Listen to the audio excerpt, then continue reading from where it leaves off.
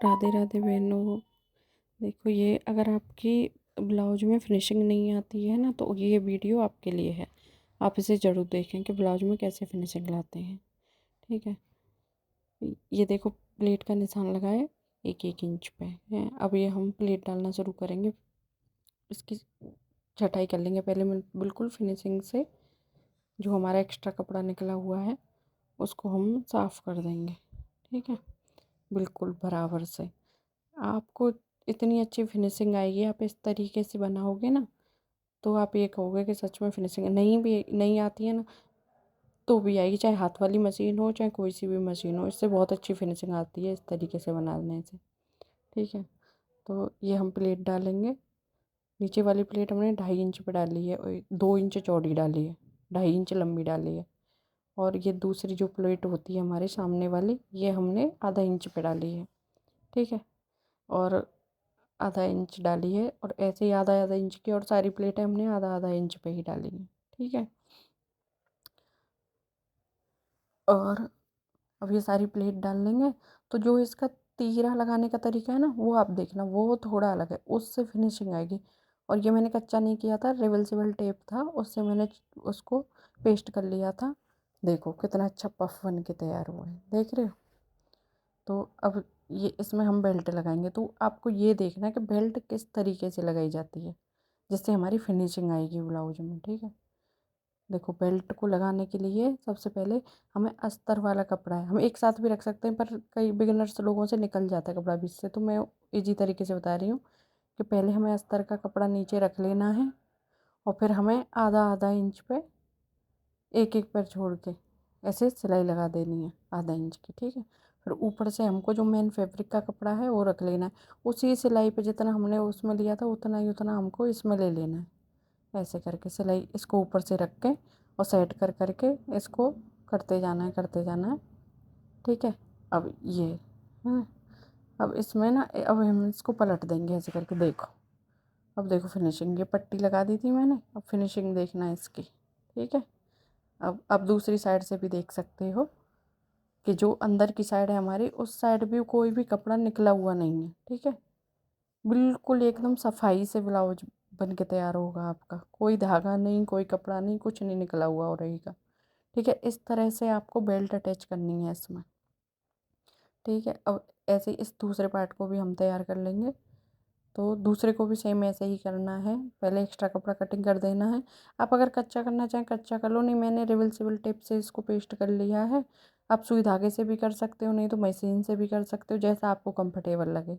या फिर reversible tape आती है या ग्लू आता है, ग्लू से भी कर सकते हो, किसी से भी कर सकते हो। ये मैंने रिवर्सिबल टेप लगा लिया था इसके अंदर, तो उससे थोड़ा जल्दी हो जाती है। ठीक है, अब ये हम सेम वैसे ही प्लेट हमको नाप लेनी है कि मतलब बराबर से हैं कि नहीं, अगर हमारे अच्छे से निशान नहीं दिख रहे हैं तो। ठीक है, सेम हम ऐसे प्लेट डाल के फिर देखो, अब ये मैंने अस्तर वाला जो कपड़ा है वो रखा है, क्योंकि बेल्ट काट ली थी, उसको कच्चा नहीं किया था। वो दोनों मेन फैब्रिक और अस्तर वाला फैब्रिक अलग अलग किया था। तो जो अस्तर वाला फैब्रिक है ना, वो पहले जॉइंट किया है इसमें बेल्ट में। फिर उसके ऊपर से सीधे की साइड सीधा रख के जो कपड़ा होता है मेन, वो हमने नीचे को रख के उसको ऐसे इसमें अटैच कर दिया। तो इसको हम इस तरीके से अटैच करेंगे तो हमारी सिलाई बिल्कुल गुम सिलाई हो जाएगी हमारी। अब इसमें हम छोटे छोटे कट लगा देंगे ऐसे करके साइड में, ताकि हमारा अच्छे से मुड़ जाए। अब देखो, अब ये कितना अच्छे से फिनिशिंग से आया है। ठीक है, अब दूसरी साइड आप देख रहे हो, बिल्कुल भी सिलाई नहीं दिख रही, ना किसी कोई धागा दिख रहा है, ना कुछ दिख रहा है। ऐसे आपके ब्लाउज में बहुत अच्छी फिनिशिंग आएगी। ठीक है, और अगर आप एक साथ में जोड़ देते हो तो वो धागे धागे से निकलने लग जाते हैं, और फिर आपको इंटरलॉक करनी पड़ेगी उस पर, और बीच में से उठ के आप इंटरलॉक करोगे फिर उसमें, और वो इंटरलॉक का भी उतना अच्छा नहीं लगता है जैसे ये लगता है। ठीक है, तो आप इसको इस तरह से, अब ये पट्टी जोड़नी है हमको। ये है हमारी आई वाली पट्टी, जिस पे आई लगाते हैं, तो पीछे की साइड को उससे पट्टी रखनी है आपको, और आगे की साइड को मोड़नी है। फिर वो पीछे की साइड से जॉइंट करके फिर उस पक्की सिलाई लगा के फिर ऐसे मोड़ के, और फिर हम इसके किनारे किनारे पे ही सिलाई लगा देंगे। ठीक है, अब देखो ये किनारे किनारे पे सिलाई लगा दी, कितनी अच्छे से, कितनी मतलब सफाई से देखो सिलाई आई है।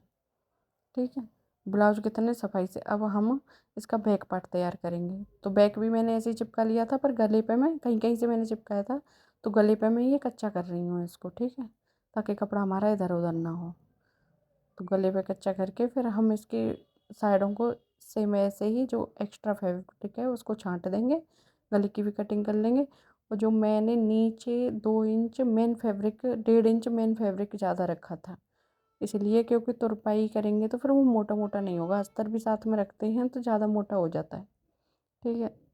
अब इसकी प्लेट देखना कैसे डालेंगे।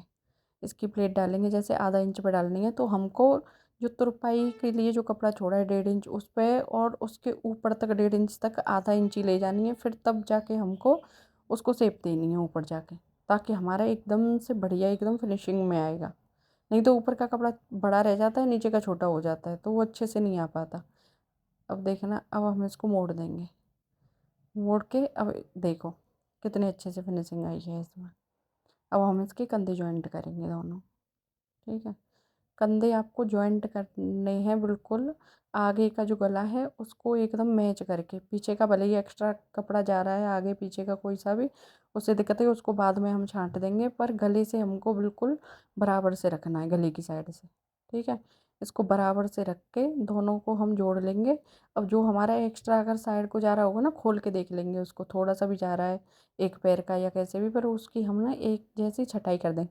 इससे क्या होता है कि जब हम बाजू जोड़ेंगे ना, तो बाजू बहुत फिनिशिंग से लगेंगी इसमें, ठीक है, कहीं भी एक्स्ट्रा कपड़ा नहीं जाएगा। अब इस दोनों को हम ऐसे बराबर से सिलाई मिला के उस दूसरे वाले को भी बराबर कर लेंगे। इससे क्या है कि हमारे शोल्डर एकदम बराबर दिखेंगे, कोई शोल्डर छोटा बड़ा या कुछ नहीं होगा, ठीक है, एकदम से बिल्कुल बराबर से ब्लाउज दिखेगा। तो हम इसको फिर दोबारा से पक्का कर लेंगे इनको, क्योंकि फिर बाद में सिलाई खुल जाती है उसकी। तो ये पक्का कर लिया। अब हम इसको जो नीचे आगे वाले पार्ट हैं उनके तुरपाई के लिए इस पर बड़ी सिलाई चला देंगे, ताकि हमारी ये तुरपाई हो जाएगी।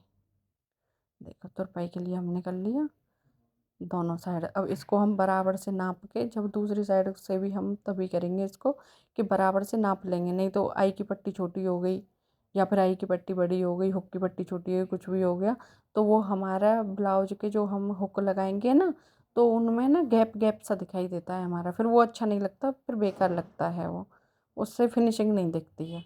तो ये हमारा बराबर से आएगा, ठीक है। अब इसको हमने बराबर से करके, अब देखो कितने अच्छे से इसकी फिनिशिंग आई है। आप नाप लो, बराबर से हमारी लंबाई आ रही है इसकी, बिल्कुल बराबर से आया है सारा ब्लाउज, इसमें कहीं पे भी छोटा बड़ा नहीं होगा। अब ऐसे हम इसकी बाजू तैयार कर लेंगे, ठीक है। तो बाजू कैसे तैयार करेंगे जिससे हमारी फिनिशिंग आए, आप इसको भी देखना अच्छे से ध्यान से। अब देखो ये हमने बाजू को जॉइंट कर लिया जैसे आधा इंच, फिर हमको अस्तर की साइड से सिलाई लगानी है एक, ऊपर से सिलाई नहीं लगानी है बॉर्डर पे। इससे क्या होता है कि हमारा बिल्कुल फिनिशिंग दिखती है, नहीं तो कहीं से टेढ़ी मेढ़ी सिलाई हो जाती है ना, या वो ऊपर सिलाई सिलाई दिखती है तो वो अच्छी नहीं लगती है। तो हमने ना अस्तर की साइड को सिलाई लगाई है, उस साइड को नहीं लगाई मेन फैब्रिक की तरफ।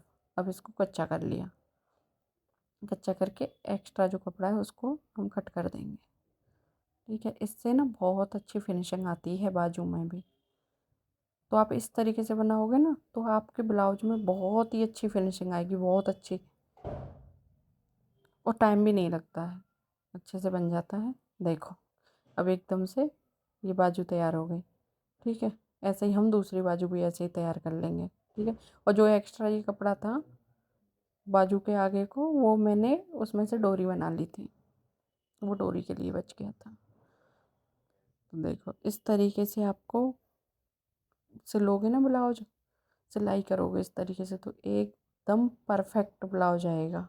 कोई भी पार्ट छोटा बड़ा नहीं, कोई भी सिलाई निकली हुई नहीं, इतनी फिनिशिंग से कि आपके कस्टमर खुश हो जाएंगे।